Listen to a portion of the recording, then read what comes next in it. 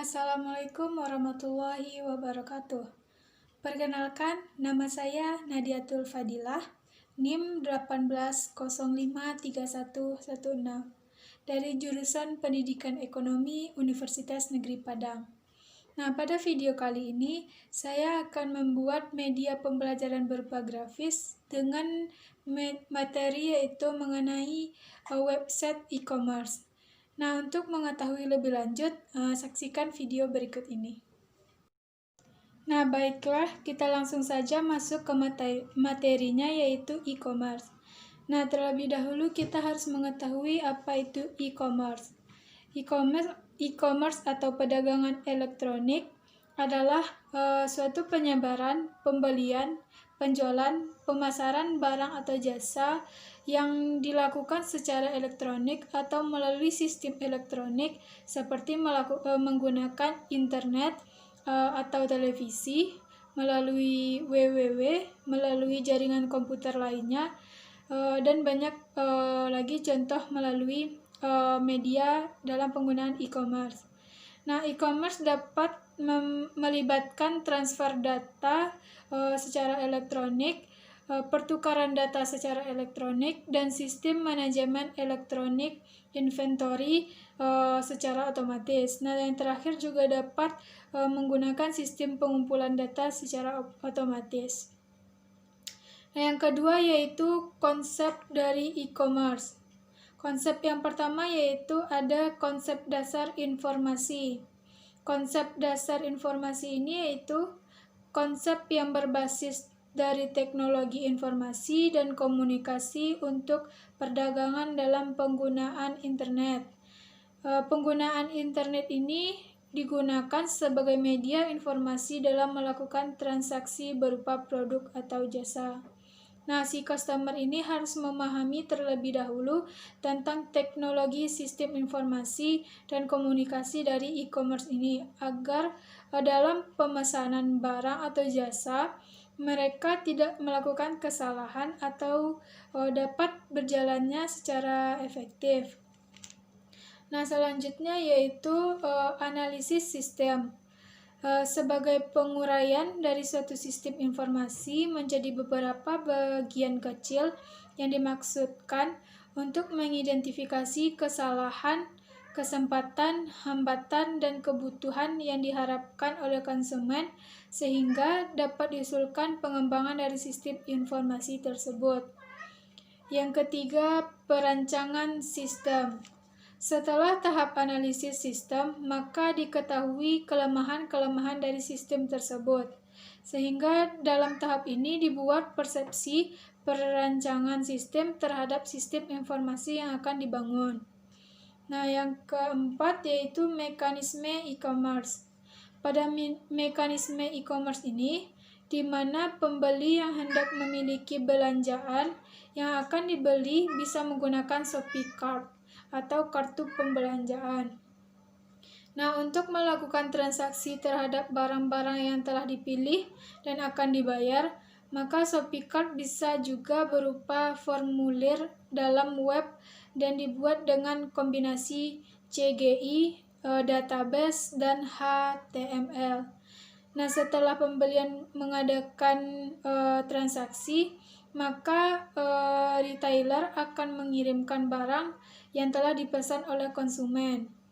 Nah, melalui jasa pos atau jasa pengiriman barang lainnya yang akan dikirimkan oleh jasa pengirim barang ke rumah pembeli atau ke rumah konsumen. Beberapa penyediaan fasilitas bagi pembeli untuk mengecek status barang yang telah dikirim melalui internet. Nah, status barang bisa langsung dicek oleh konsumen tersebut, posisi barang sudah sampai di mana, atau posisi barang sudah dalam packing atau dalam pengiriman ke rumah dari konsumen tersebut, sehingga tidak terjadi kesalahan-kesalahan dalam pengiriman barang, dan konsumen tersebut juga bisa mengawasi barangnya sudah sampai dalam tahap mana. Selanjutnya yaitu software untuk pembuatan e-commerce. Dalam pembuatan toko online atau e-commerce, membutuhkan software atau aplikasi tertentu untuk mengatur inventarisasi barang dan transaksi penjualan. Software ini berguna untuk memudahkan kita dalam membuat suatu aplikasi bisnis online atau e-commerce. Maka kita juga harus menggunakan software ini untuk berjalannya kegiatan atau bisnis kita secara efektif dan efisien. Nah, yang selanjutnya yaitu alternatif pembayaran untuk e-commerce. Nah, untuk transaksi pembayaran e-commerce memiliki banyak alternatif. Nah, caranya dengan mendaftar sebagai customer pada web tersebut. Nah, bagi customer yang memiliki kartu kredit juga dapat menggunakan kartu tersebut. Atau juga bisa menggunakan PayPal atau transfer banking ataupun juga menggunakan cash delivery. Nah, yang selanjutnya, yang terakhir yaitu mengenai keamanan dari e-commerce. Dalam prakteknya, berbelanja di web memerlukan koneksi ke internet dan browser yang mendukung transaksi elektronik yang aman seperti Microsoft Internet atau Explorer dan Netscape Navigator. Nah, standar enkripsi yang digunakan dalam e-commerce pada saat ini adalah SET atau Search Electronic Transaction. Nah, selain digunakan untuk pembayaran dengan kartu kredit, SET juga dapat menggunakan untuk pembayaran dengan smart card. Dengan menggunakan SET, keberhasilan atau informasi customer berupa nama dan nomor kartunya bisa dijaga secara aman dan dijamin tidak akan terbeber ke media lainnya, sehingga tidak akan terjadi kesalahan-kesalahan atau pemalsuan dari pihak lain yang mengatasnamakan dari akun bisnis yang telah didirikan oleh perusahaan tersebut.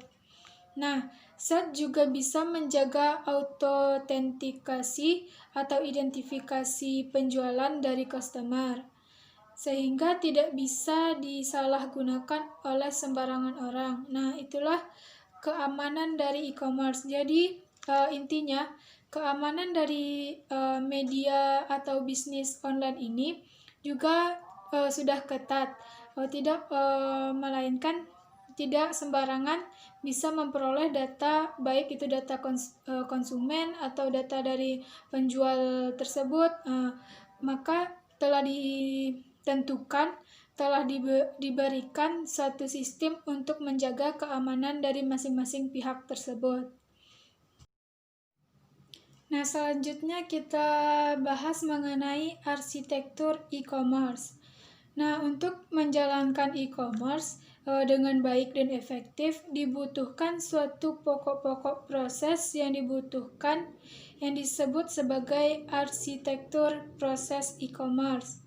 Nah, proses ini melibatkan konsumen dan perusahaan e-commerce atau bisnis online melalui jaringan internet yang dapat diakses kapan saja dan di mana saja. Nah, berikut ini yaitu bagan dari arsitektur e-commerce. Nah, yang pertama kita bahas mengenai akses kontrol dan security atau pengendalian akses dan keamanan dari pengaksesan. Yang ini mengandung pengertian bahwa proses e-commerce harus membangun rasa percaya dan akses yang aman antara berbagai pihak dalam transaksi e-commerce melalui autentika pemakaian, pengontrolan, pengotorisasian akses, dan penerapan berbagai fitur keamanan.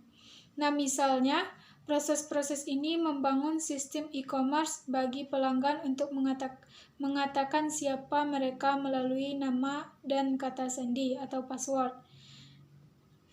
Dan selanjutnya yaitu seperti kunci, enkripsi atau sertifikasi dan tanda tangan dari customer melalui media digital. Nah, sedangkan situs e-commerce harus mengotorisasikan akses hanya ke situs yang perlu diakses setiap pemakaian untuk melaksanakan transaksinya. Nah, jadi sebagai pemakai akan memiliki akses ke semua sumber daya dari sistem e-commerce kecuali rekening orang lain, data perusahaan yang dibatasi, dan area administrasi webmaster. Yang kedua, profiling dan personalizing, atau yang artinya yaitu membuat profil dan personalisasi. Yang artinya ketika Anda sudah mendapatkan akses ke situs e-commerce, maka proses pembuatan profil dapat dijalankan untuk mengumpulkan data mengenai konsumen.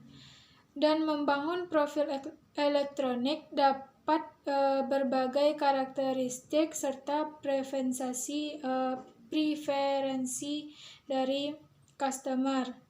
Nah, jadi profil ini digunakan untuk mengenali kita sebagai pemakaian individual dan memberikan tampilan personalisasi atas berbagai isi situs tersebut, serta sebagai saran produk dan iklan bagi perusahaan e-commerce atau bisnis online. Yang ketiga, kita membahas mengenai search management atau manajemen pencarian. Bagi situs web e-commerce, terkemuka bahwa akan memberikan kemudahan bagi konsumen untuk proses pencarian yang efektif dan efisien dalam menemukan produk atau jasa yang dibutuhkan atau yang diinginkan oleh mereka.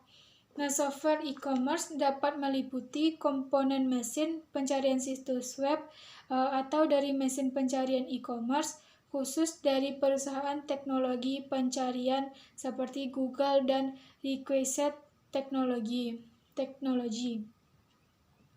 Yang keempat dan kelima yaitu Context Management dan Catalog Management, yang artinya manajemen isi dan katalog dari manajemen perusahaan.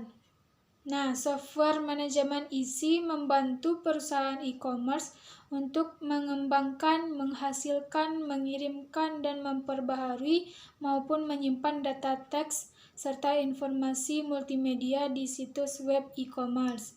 Nah, isi e-commerce ini seringkali berbentuk katalog multimedia mengenai informasi produk. Nah, kemudian software isi dan manajemen bekerja dengan alat pembuatan profil untuk mempersonalisasikan isi halaman web yang dilihat oleh pemakainya atau customer. Yang keenam ada workflow management atau manajemen arus kerja. Banyak dari proses dalam aplikasi e-commerce yang dapat dikelola dan sebagai otomatisasi dengan bantuan software manajemen arus kerja. Nah, software ini membantu para karyawan untuk menyelesaikan tugas struktur dalam proses bisnis. Contohnya adalah proses pengadaan barang dalam e-commerce dalam MS Market System dari Microsoft Corporation. Yang ketujuh, event notification atau pemberian kegiatan melalui software pemberitahuan kegiatan. Nah, yang bekerja dengan software arus kerja untuk memonitor semua proses e-commerce dan mencatat semua kegiatan dalam satu transaksi. Nah, kemudian sistem ini bekerja dengan software pembuatan profil pemakaian untuk secara otomatis memberitahukan semua stockholder atau pelanggan, pemasok, pengawal, dan lain sebagainya yang terlibat dalam kegiatan transaksi dengan metode yang diinginkan pemakaian, seperti email, fax, newsgroup, dan fax, banyak lain lagi. Nah, yang terakhir yaitu collaboration and trading atau kerjasama dan perdagangan. Nah, dalam proses ini terjadi kerjasama dan kesepakatan kerja. Situs e-commerce menyediakan layanan perdagangan yang dibutuhkan oleh pelanggan, pemasok, dan stockholder. Yang lain untuk melaksanakan transaksi e-commerce melalui email, sistem perbincangan, kelompok diskusi, dan menumbuhkan komunikasi berkepentingan online. Nah, untuk yang ke-9 adalah proses payment atau pembayaran. Baiklah, selanjutnya yaitu mengenai jenis-jenis dari e-commerce. Nah, jenis e-commerce ada dua. Yang pertama yaitu business to business dan business to consumer. Yang pertama business to business. Jenis e-commerce satu ini memiliki skala paling besar karena transaksi yang dilakukan adalah antar perusahaan. Nah, pada business to business ini, kegiatan transaksi dilakukan melalui aplikasi secara fisik dan elektronik. Dan konsumennya adalah suatu kelompok yang juga menjalankan bisnis. Contohnya adalah distributor, reseller, dan sebagainya. Sedangkan business to consumer adalah jenis e-commerce yang paling terkenal, khususnya di Indonesia, di mana produsen atau perusahaan atau pemilik penjual memasarkan produk secara langsung dengan cost